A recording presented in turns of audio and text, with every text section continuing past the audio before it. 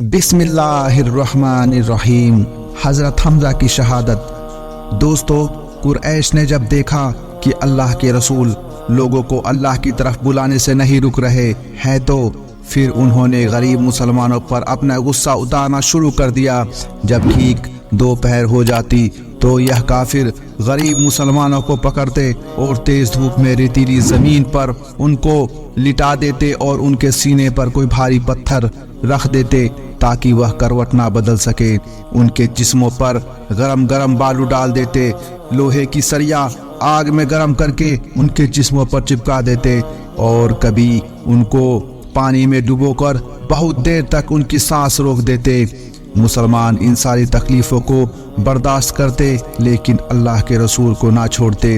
کافی لوگ اللہ کے رسول کو بہت زیادہ پریشان کرتے تھے۔ ایک صاحب روایت کرتے ہیں کہ میں نے دیکھا کہ اللہ کے رسول کعبے میں لوگوں کو اسلام کی دعوت دے رہے ہیں، اور کوئی ان کے اوپر مٹی پھینک رہا ہے، کوئی ان پر تھوک رہا ہے، اور کوئی ان کے اوپر کوڑا پھینک رہا ہے، کوئی ان کے پیچھے سے دھکا دے رہا ہے۔ اور اللہ کے رسول کی یہ حالت دیکھ کر سارے کافر زور زور سے کھڑے ہنس رہے تھے۔ اللہ کے رسول پورا دن لوگوں کو اسلام کی دعوت دیتے لیکن کوئی ماننے کے لیے تیار نہیں ہوتا۔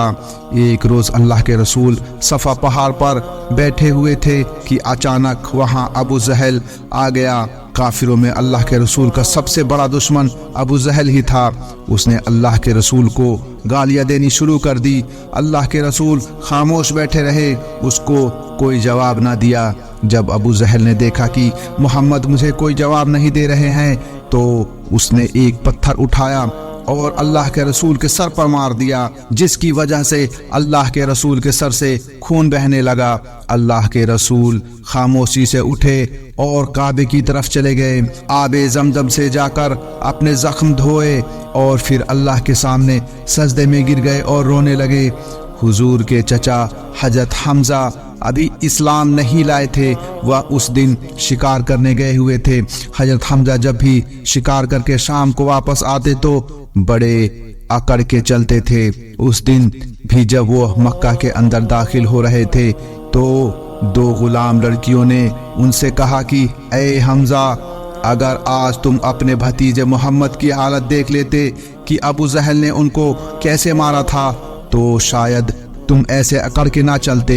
حضرت حمزہ نے ان لڑکیوں سے ساری بات پوچھی تو انہوں نے سب کچھ بتا دیا کہ آج ابو جہل نے تمہارے بھتیجے کو بہت گالیاں دی اور پھر ایک پتھر اٹھا کر ان کے سر پر مارا کہ جس کی وجہ سے ان کے سر سے خون بہنے لگا۔ یہ سننا تھا کہ حضرت حمزہ کو بہت تیز غصہ آیا، تیر کمان ہاتھ میں لیے سیدھے حرم میں پہنچے۔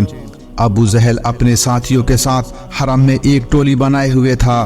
حضرت حمزہ نے جاتے ہی اس کے سر پر بہت تیز کمان ماری، ابو جہل کا سر پھٹ گیا۔ حضرت حمزہ نے کہا کہ اے جاہل، کیا تم یہ سمجھتے ہو کہ میرا بھتیجا لاوارث ہے؟ جس کا من کرے وہ اسے گالیاں دے اور مارے، ایسا ہرگز نہیں ہوگا۔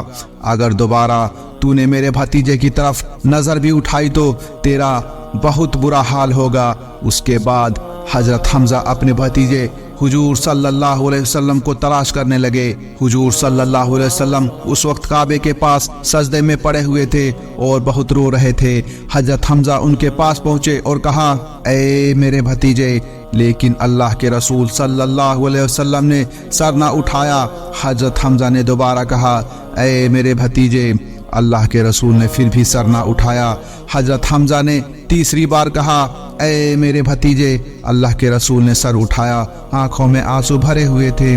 حضرت حمزہ نے سر پر ہاتھ رکھتے ہوئے کہا کہ اے میرے بھتیجے، پریشان نہ ہو، میں نے تم سے تمہارے دشمن ابو جہل سے بدلہ لے لیا ہے کہ جیسے اس نے تمہیں مارا تھا میں نے بھی اس کا سر پھاڑ دیا، اب تو خوش ہو جا۔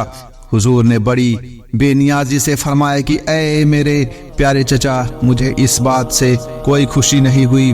حضرت حمزہ نے پوچھا کہ بھتیجے، پھر تجھے کس بات سے خوشی ہوگی؟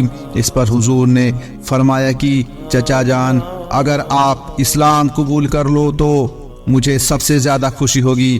حضرت حمزہ نے کہا بھتیجے، پھر دیر نہ کر، مجھے ابھی کلمہ پڑھا دو۔ میں آج ہی مسلمان ہوتا ہوں۔ یہ سن کر حضور کا چہرہ خوشی سے جگمگا اٹھا۔ حضرت حمزہ کے اسلام لانے سے مسلمانوں کو بہت طاقت ملی۔ اب کوئی بھی حضور صلی اللہ علیہ وسلم کو پریشان نہیں کر پاتا تھا۔ ہر ایک حضرت حمزہ سے ڈرتا تھا، کیونکہ حضرت حمزہ ان بہادر لوگوں میں سے تھے کہ جنگ میں ان سے کوئی بھی جیت نہیں پاتا تھا۔ اللہ کے رسول اپنے چچا حضرت حمزہ سے بہت محبت کرتے تھے۔ ہجرت کے بعد جنگ احد کے موقع پر حضرت حمزہ نے بہت بہادری سے جنگ لڑی۔ کوئی بھی ان کے سامنے آنے کی طاقت نہیں رکھتا تھا۔ وہ اپنے گھوڑے پر سوار تھے، ان کے دونوں ہاتھوں میں تلواریں تھیں۔ انہوں نے اپنا گھوڑا کافروں کے لشکر میں گھسا دیا اور تلواروں سے کافروں کو گاجر مولی کی طرح کاٹ رہے تھے۔ لیکن اسی وقت ایک غلام جس کا نام وحشی تھا، اس نے ایک تیر میں زہر لگا کر دور ہی سے حضرت حمزہ پر وار کر دیا۔ تیر جا کر سیدھے حضرت حمزہ کے پیٹ پر لگا اور زہر کے اثر کی وجہ سے حضرت حمزہ اسی جگہ گر پڑے۔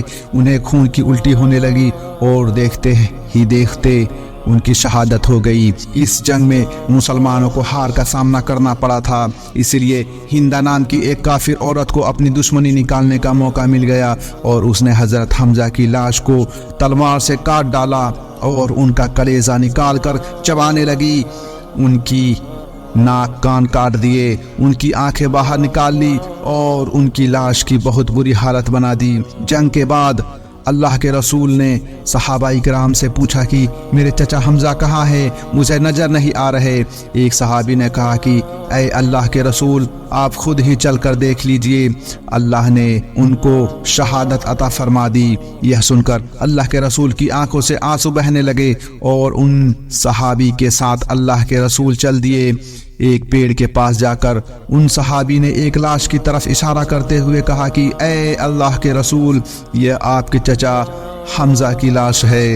لاش کی اتنی بری حالت دیکھ کر اللہ کے رسول اتنا زیادہ رونے لگے کہ آپ کی ہچکیاں بن گئی۔ صحابی کہتے ہیں کہ اللہ کے رسول اس دن سے زیادہ کبھی نہیں روئے تھے، اور جب حضور صلی اللہ علیہ وسلم نے شہدائے احد کی نماز جنازہ پڑھائی تو ہر شہید کی نماز جنازہ کے ساتھ حضرت حمزہ کی نماز بھی پڑھائی۔ اس لحاظ سے حضرت حمزہ کو یہ اعزاز حاصل ہے کہ 70 مرتبہ آپ کی جنازہ کی نماز ادا کی گئی۔